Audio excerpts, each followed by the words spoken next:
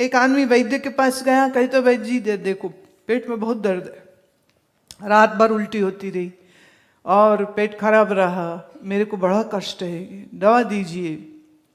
क्या खाया था? तो वो बोले वो हमारे पड़ोस में शादी थी, तो शादी से वो मखनी दाल और नान आए थे और पनीर आया था और वो इतना स्वाद था, पत्नी ने ना बहुत सारा भर के संभाल लिया था, तो 2 दिन से हम वही खा रहे थे भर भर के। अच्छा, तो वैद्य जी ने एक सुरमेदानी दी, बोले ये अपनी आंखों में डालो। बोले दर्द पेट में है, दवा आंख की है, ये वैद्य जी क्या करते हो? बोले इसलिए दे रहे हैं कि अगली बार कुछ खाओ तो पहले आंखों से देख लेना। तुम 2 दिन पुराना सामान खा रहे हो और फिर पूछते हो कि दवा, तो पेट की दवा हम बाद में देंगे, पहले आंख की दवा देंगे, तो पहले आंखें ठीक करो। बोले अभी पेट के लिए? बोले वो भी देता हूं, पर ये तुम्हारे लिए ज्यादा जरूरी, कोई सुरमा ऐसा होता कि अकल बढ़ जाती तो तुम्हारी अकल बढ़ाने को हम जरूर सुरमा देते। फिलहाल आंख के लिए है कि अगले बार देख के खाना, आपकी थाली में क्या है, गप करके कुछ भी मत खा जाइए। इसे हम कहते हैं ऋतु विचार। हमारी जो आयुर्वेद की पुस्तक है the basic principles of Ayurveda, मूलभूत जो सिद्धांत हैं आयुर्वेद के, वो पुस्तक में हमने एक पूरा चैप्टर दिया है ऋतुचर्या का, कि जब कैसा मौसम होए उस मौसम में क्या खाना चाहिए और क्या नहीं खाना चाहिए। ऐसे ही आपके शरीर की अवस्था कैसी है उसके अनुसार तय करना चाहिए क्या खाना चाहिए। अब जैसे 16 साल का, 18 साल का, 20 साल का, 12 साल का बच्चा है, वो चाहे 4 पूरी खा जाए, 10 परोठे खा जाए, वो सब हजम कर जाएगा, क्यों? उनकी पाचन शक्ति बहुत तेज है। अब उसकी देखी देखी उसकी मम्मी जो 45 साल की है और दादी जो 65 साल की है, वो भी उतनी ही पूरी और पराठे खाने लग जाए, तो उनको तो तकलीफ झेलनी पड़ेगी ना फिर। तो शरीर में रोग तब आते हैं जब हम पथ्य नहीं खाते और कुपथ्य खाते। That which should not be consumed is consumed. So that unconsumable food is called kupathya and good consumable food is called pathya. तो क्या खाना क्या नहीं खाना ये विचार पता हो और फिर उसके अनुसार खाएं। ऐसे आपका विचार जो है, आपकी थिंकिंग प्रोसेस जो है वो बहुत सही होनी चाहिए। दिन में सारा समय बैठ के टेलीविजन सीरियल देखोगे अगर, अभी 2 साल पहले बॉम्बे में एक प्रोग्राम में कुछ फिल्म टीवी इंडस्ट्री के लोग आए हुए थे मिलने, तो एक सज्जन को मुझे मिलाया, कहते जी ये सबसे ज़्यादा लंबा चलने वाला जो शो है CID, ये उसके राइटर हैं। और एक और आए सज्जन, कोई कॉमेडी शो था, बोले ये इसके जो डायरेक्टर हैं। मैंने कहा अच्छा, तो आप हो जो सबकी दिमाग खराब करते हो। अब दिन भर बैठ करके बोले नहीं, हम अपराध इसलिए दिखाते हैं कि लोग चौकन्ने रहें। मैं चौकन्ने तो पता नहीं रहेंगे कि नहीं रहेंगे, दिमाग जरूर खराब हो रहे। पत्नी भी रात 10 बार देखती कि पति ठीक से है, कोई फोन में मैसेज तो नहीं आ रहा। पति पत्नी एक दूसरे पे संशय कर रहे हैं, पार्टनर संशय कर रहे हैं, भाई भाई पे कर रहे हैं, क्योंकि अपराध की घटनाओं में या तो फैमिली, या तो नेबर, या तो एम्प्लॉय, या तो कोई मैंने प्रेम प्रसंग का पर्सन इन्वॉल्व होता है। तो आपकी जागरूकता के लिए वो उन्होंने कहते हम तो सीरियल बनाते हैं, पर देखने वाले भी क्या इंटरेस्ट आता है। ऐसे कहते हैं पाठ नहीं होता, बोर हो जाते। कोई आध्यात्मिक पुस्तक नहीं पढ़ते, वो अच्छी नहीं लगती, पर कोई थ्रिलर स्टोरी आ रही हो, कोई ड्रामा, कोई फिल्म आ रहा हो, कोई शो दिख रहा हो जिसमें क्या हुआ क्या हुआ क्या हुआ, वैसे अगर क्या हुआ कि आपको रुचि हो ना, मैंने if you have that mind which loves to read about adventurous और द मैजिकल और mysterious stories, then please read Yoga Vasishtha. उसका जो निर्वाण प्रकरण है, अगर आप उसे पढ़ेंगे, ऐसी ऐसी कहानी है कि दिमाग घूम जाता है कि ए भगवान, ये आपका हैरी पॉटर उसके सामने पानी भरे, माने बिल्कुल बचकानी चीज लगेगी, जितना जबरदस्त योग वशिष्ठ की कहानियां हैं, what a fantastic stories, what twists are there. एक छोटी सी एग्जांपल देते।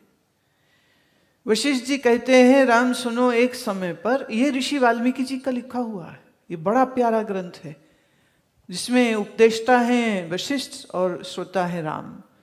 तो कहते हैं कि राम जी ने प्रश्न पूछा, ये संसार क्यों हुआ, कैसे हुआ, इसकी प्रतीति हमें क्यों होती है। तो इसका उत्तर वो देते हैं। पहले वो उत्पत्ति प्रकरण है, उसमें भी समझाया कैसे, तो उसी में ये कहानी आती। वो कहते हैं कि एक समय पर एक जंगल में एक ब्राह्मण रहता था, उसका नाम वशिष्ठ था और उसकी पत्नी का नाम अरुंधति था। ख्याल करना, ये सुनाने वाले वशिष्ठ जी का अपना नाम वशिष्ठ है और उनकी पत्नी का नाम अरुंधति। पर अभी वो कहानी क्या कह रहे हैं, एक जंगल में एक ब्राह्मण रहता था और वो बहुत साधना करने वाला था और उसकी पत्नी अरुंधति उसके साथ ही। एक समय पर आकर के वशिष्ठ जो है वो बूढ़ा हो गया और उसका जो प्राण है वो बस निकलने वाला था। तो उसकी पत्नी ने बड़ी आराधना करी थी सरस्वती देवी की और उसने ये वरदान पाया था कि मेरा पति मुझसे कभी अलग ना हो। और जब पति के प्राण लगे निकलने तो उसने देवी का आवाहन किया, तो सरस्वती देवी प्रकट हो गई और सरस्वती देवी ने कहा क्या चाहिए। अरुंधति ने कहा कि मेरा पति का जीव जो है वो छोड़ के इस कमरे से बाहर ना जाए। देवी ने कहा ठीक है, ऐसा ही होगा। तो वशिष्ठ का प्राण निकला, तो शरीर से तो प्राण निकल गया पर उसका जो जीव है वो उस कमरे से बाहर ना गया। तो जीव वही है और इधर अरुंधति रोती है, रोते रोते रोते रोते रोते वो बेसुध होकर के वशिष्ठ के पास ही गिर जाती है। वशिष्ठ के प्राण यही हैं, मैंने जो जीव है, जो पुर्यष्टक है, वो उसी कमरे में है। और वो जीव जो है अपने पूर्व के संस्कार और इच्छाओं के अनुसार, जैसे कोई स्वप्न में अपने आप को किसी अन्य रूप में देखता है, ऐसे वो अपने आप को एक राजा के रूप में देखता है। कि वशिष्ठ के अंदर कभी राजाओं के साथ रहते रहते, उनकी सेवा करते करते इच्छा आई थी कि मैं कभी राजा बनूं। तब अपनी उसी अधूरी इच्छा के कारण वो राजा हो गया, राजा हुआ। और इधर उसकी जो पत्नी है उसने क्या वरदान लिया है, मैं अपने पति से कभी अलग ना रहूं। तो वशिष्ठ के इस अवस्था में उसकी पत्नी भी इसी में आके मिल जाती है और वो उसकी रानी बन गई है। अब वो दोनों बहुत खुशी से जीते हैं, कभी जल में विहार करते हैं, कभी पर्वत पे घूमते हैं, कभी आपस में खेलते हैं, अच्छे अच्छे भोजन खाते हैं। ऐसे करते कितने सैकड़ों साल निकल गए। फिर शत्रु राजा ने आक्रमण कर दिया, राजा ने सेना भेजी। कुछ समय बाद सेना का मैसेज आया कि हम तो हार रहे हैं, राजा साहब आइए।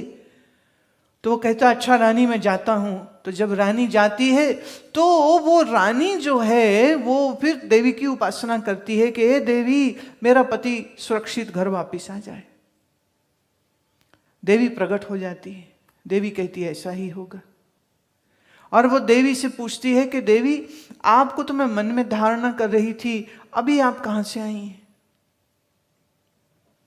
वो कहते हैं अच्छा चलो तुमको मैं मेरे संग ले चलती हूं। तो उसने रानी का हाथ पकड़ा तो रानी और देवी आकाश मार्ग से उड़ते हुए बड़े बादलों के पार गए। फिर वहां बड़े नक्षत्र थे, उनके पार गए। चलते चलते समंदर आए, उनसे पार चले गए। चलते चलते अंधकार आया, उससे पार चले गए। फिर कई हजार योजन पर्यंत वो चलते रहे। विष्णु का लोक आ गया, फिर शिव का लोक आ गया। फिर चलते चलते देवी ने दिखाया कि वो जो सामने तुम्हें उज्जवल स्थान दिख रहा है, मेरा वास यहाँ पे होता है। फिर रानी कहती है कि अच्छा वो उधर राजा आने वाला होगा, मुझे वापस ले चलो। तो देवी उसका हाथ पकड़े पकड़े उसको वापस ले आती है और कई हजार वर्ष लग जाते हैं उनको वापस आने में। और इधर युद्ध चल रहा है। रानी पूछती राजा का क्या समाचार। वो कहते राजा तो घायल हो गया है, वो घायल होकर के वापिस आ रहा है, उसको लाया जा रहा है। इधर राजा वापिस लाया, उसका जमीन पे शरीर रखा। रानी रोने लग गई, देवी को कहती कि अगर मेरा पति मेरे से अलग हो जाएगा तो मैं कैसे जीऊंगी, मैं क्या करूंगी। देवी कहते हैं नहीं नहीं, तू अपनी पति से अलग नहीं होगी, चिंता ना करो। फिर वो कहती है कि मेरे राजा का जो जीव है ना, वो ये मुझसे अलग कभी ना हो। बोले ऐसा ही होगा। फिर राजा का श्वास निकल गया, फिर उसका पर्यस्तक निकला, उसका पर्यस्तक निकला। राजा की जो अधूरी इच्छा थी महासम्राट बनने की, तो वह अपने आप को सम्राट देखता है। रानी ने देवी से वरदान लिया है, तो वो भी अपने राजा के साथ है। राजा अपनी अधूरी इच्छाओं के कारण अपने आप को एक अन्य देश का राजा पाता है, और यहां वो दोनों बड़ा लंबा काल जीते हैं, बड़ी संतान का सुख भोगते हैं। फिर समय आता है शरीर छूटने का। तो जब यमदूत के आते हैं तो वो कहते हैं नहीं, हम इसको कैसे ले जा सकते हैं, इसको तो देवी का आशीर्वाद है। पूछते हैं देवी, देवी कौन सी देवी? तो बोले हम आवाहन करते हैं तो रानी का पर्यस्तक, रानी का जो जीव है वो आवाहन करता है तो देवी फिर प्रकट हो जाती। पर देवी राजा को दिखाई नहीं देती है, और रानी संवाद करती है और पूछती है क्या सच में मेरे राजा का शरीर छूट जाएगा, क्या उसका स्थूल शरीर समाप्त हो जाएगा? तो लीला नाम की इस रानी को वो उपदेश देते हुए देवी कहती है कि तू क्या बात कर रही है, तू किसकी बात कर रही है? कहती उसकी जो महल में पड़ा है। कहती महल में पड़ा है उसकी बात कर रही है कि या जो जंगल में पड़ा है तू उसकी बात कर रही? बोले जंगल में कौन पड़ा है? कहती तुम्हारे पूर्व जन्म का पति का देह पुर्यष्टक अभी भी वहीं पे पड़ा है, और तेरा भी देह वहीं पे पड़ा है। वो कहती नहीं, मुझे तो कुछ स्मरण नहीं है। देवी कहती चल मैं तुम्हें लेके चलती हूँ। देवी उसका हाथ पकड़ के उसको जंगल में पड़े हुए वशिष्ठ के उस देह तक ले जाती है जो अभी भी कुटिया में पड़ा है, और उसी के पास अरुंधति का भी देह पड़ा है, और पूछती है मैं कौन हूं इनमें? Are you getting the story? And this story goes on and on. Stories का ही इंटरेस्ट है तो पढ़ो ना फिर योग वशिष्ठ। स्टोरीज का ही इंटरेस्ट है तो पढ़िए पुराण, एकदम बुद्धि भौचक्की रह जाएगी। और ऐसी एक नहीं अनेक कहानियां हैं। वेदांत और योग का एक अनुपम ग्रंथ है योग वशिष्ठ। पर चूंकि लोगों को राजा राम की स्टोरी में इंटरेस्ट है जो बायोग्राफिकल है, तुलसी कृत रामायण, इसलिए वो तो बड़ी प्रचलित हो गई समहाव। लेकिन योग वशिष्ठ के विषय में बहुत से राम भक्तों को भी ज्ञान नहीं है। राम ने अपने अज्ञान का निवारण वशिष्ठ जी से कराया था। वशिष्ठ जी के पास रहते हुए प्रश्नोत्तरी होती थी, और वो उनके पास रहते सेवा करते हुए साधना करते हुए में राम विवाह से पूर्व एक जो अपना ब्रह्मचर्य का काल है वो अपने गुरु वशिष्ठ जी के पास बिताया था। और उसमें भी जब वो वापस लौट के आ गए थे तो आने के बाद पिताजी से आज्ञा लेके तीर्थ यात्रा किया था, और तीर्थ यात्रा से लौट के आए राम तो बिल्कुल उदास और बिल्कुल गमगीन से, और बगीचे में बैठे रहे, न खावे न पीवे न सोवे। और ऐसे में राजा दशरथ ने वशिष्ठ जी से पूछा कि आप ही आइए, आप देखिए, हमको तो कुछ समझ नहीं लग रही, हमारे कुमार को क्या हुआ है। और फिर वशिष्ठ जी आए, बैठ करके बात करी, और फिर राम ने पूछा और वशिष्ठ जी ने उत्तर दिया। And this whole conversation is documented in the scripture called Yoga Vasishtha. अब आपके मन में क्या चलता है, सवाल ये है। सोच, विचार, चिंता, खाना पीना, लेना देना, रिश्तेदार, दुनिया, टेलीविजन सीरियल, अखबार, पड़ोस की गप्पें, जब यही सारा समय चलता रहे तो उतना पुरुषार्थ शरीर और मन के बैलेंस बनाने का आप करते नहीं हैं, और फिर दोष प्रारब्ध को देते रहते हैं कि हमारी प्रारब्ध अच्छी नहीं है इसलिए हम ऐसे हैं।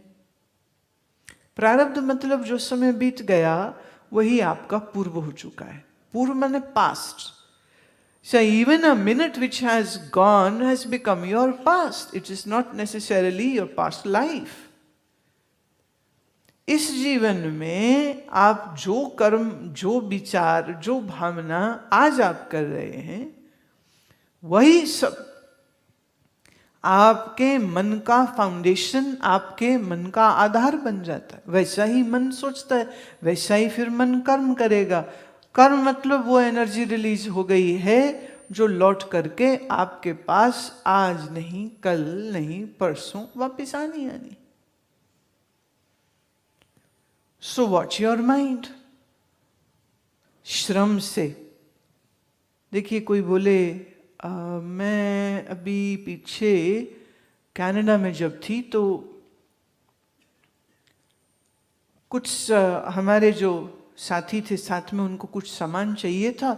जिस रास्ते से गुजर रहे थे वहीं दुकान थी, तो बोले यहीं रुक जाते हैं।